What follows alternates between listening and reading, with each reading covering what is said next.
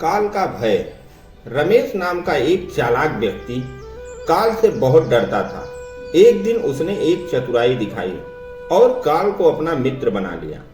उसने अपने मित्र काल से कहा, दोस्त, तुम किसी को भी नहीं छोड़ते हो, किसी दिन मुझे भी धर लोगे। काल ने कहा, मित्र, ये मृत्यु लोक है, जो आया है उसे जाना ही है, संसार का यही नियम है, इसलिए मैं भी मजबूर हूँ। लेकिन तुम मेरे मित्र हो, इसलिए मैं जितनी छूट कर सकता हूँ तुम्हारे लिए जरूर करूँगा। तुम मुझसे क्या उम्मीद रखते हो, साफ साफ बताओ। रमेश ने कहा, दोस्त, मैं इतना चाहता हूँ कि आप मुझे अपने साथ ले जाने से कुछ दिन पहले एक पत्र अवश्य लिख देना, जिससे कि मैं अपने बच्चों को काम धंधे की सभी बातें अच्छी तरह से समझा सकूं और स्वयं भी भगवान के भजन में लग जाऊं। काल ने प्यार से कहा, यह कौन सी बड़ी बात है, मैं एक नहीं तुम्हें 4 पत्र भेज दूंगा, बस तुम चिंता मत करो। इन सभी पत्रों के बीच समय भी बहुत ज्यादा दूंगा, ताकि तुम सावधान होकर अपना सारा काम पूर्ण कर लो। रमेश बड़ा खुश हुआ। वह सोचने लगा कि आज से मेरे मन से काल का भय भी खत्म हो गया। मैं जाने से पहले अपने सभी काम पूरे करके जाऊंगा, तो वहां देवता भी मेरा स्वागत करेंगे। समय बीतता गया, आखिर मृत्यु की घड़ी आ गई। अब काल अपने दूतों के साथ रमेश के पास आकर बोला, मित्र, अब समय पूरा हुआ, अब तुम्हें मेरे साथ चलना होगा। मैं सत्य और अडिग होकर अपने स्वामी की आज्ञा का पालन करते हुए एक पल भी तुम्हें यहाँ और नहीं छोड़ सकता। रमेश के माथे पर सिकन पड़ गई। वह कहने लगा, लानत है तुम्हारे जैसे दोस्त पर, मेरे साथ धोखा करते हुए तुम्हें शर्म नहीं आती?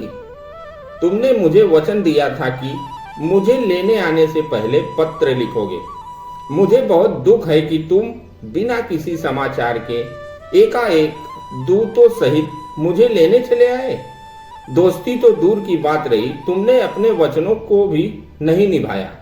काल हंसा और बोला, मित्र, इतना झूठ तो मत बोलो मेरे सामने कि मुझे झूठा साबित कर रहे हो। मैंने तुम्हें एक नहीं 4 पत्र भेजे थे, तुमने एक का भी उत्तर नहीं दिया।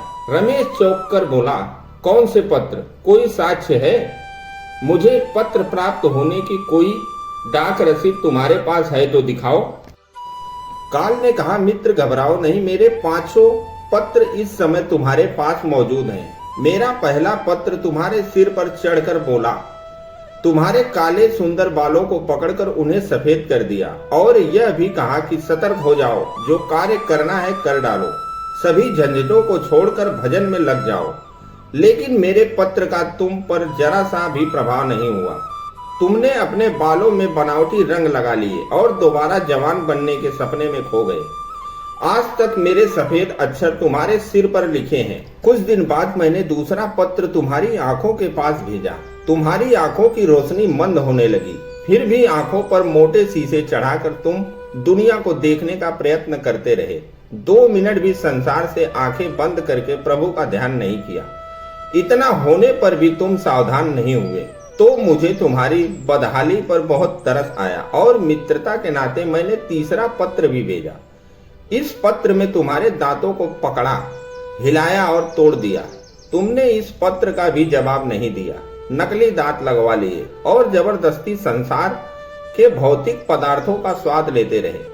मुझे बहुत दुख हुआ कि मैं हमेशा तुम्हारे भले की सोचता रहा और तुमने हर बार एक नया बनावटी रास्ता अपनाया।